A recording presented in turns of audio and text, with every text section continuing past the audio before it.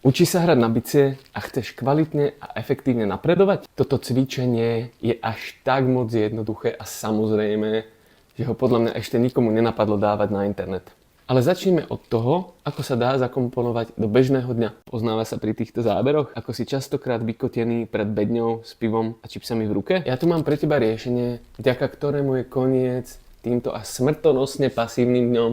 Keď s bubnami začínaš a učíš sa svoje prvé rytmy, je veľmi dôležité zautomatizovať si to, čo hráš v každom jednom rytme. Ak ti to ešte nikto nepovedal, tak áno, v každom takomto začiatočníckom rytme hráš rukami to isté. Pravá ruka hrá osminové údery na hajtke a ľavá druhú a štvrtú dobu na rytmičáku. A v podstate variuješ iba kopák. Čiže hráš len toto.